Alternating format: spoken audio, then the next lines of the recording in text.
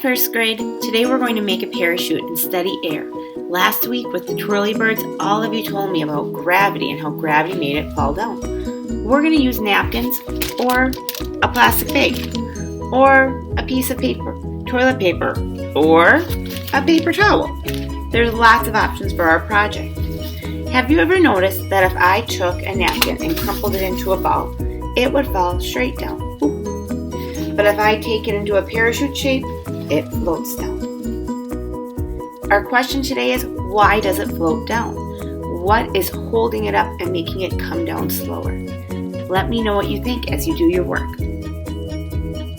First grade, as I was building my parachutes, I started getting creative, thinking about the supplies we might have in our home. I thought some of us might have plastic bags. So I tried making a parachute out of a plastic bag. And I just used tape to keep it on. I used the handles of the bag and put them around the arms of my Lego man. For toilet paper and a toilet paper roll, I made my toilet paper roll into a little guy named Pear, and I took some tape and I taped this parachute on.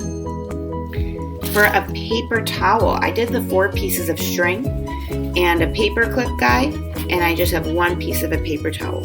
And then Miss Bush got extra curious, and I thought, what would happen if I took 4 napkins and put them all together in a giant parachute? So before I release these off the top of the bunk bed, what do you think will float down the slowest?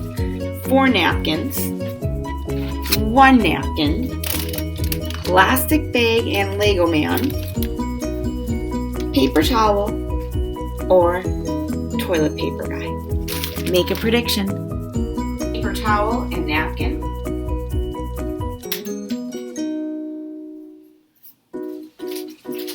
Toilet paper and plastic bag.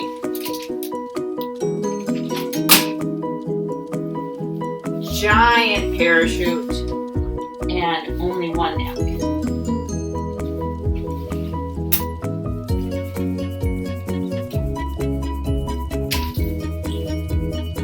First graders, it's time to make your own parachute. Take a picture or a video of it falling and tell me, what do you see and what do you think? I hope you have fun with your project.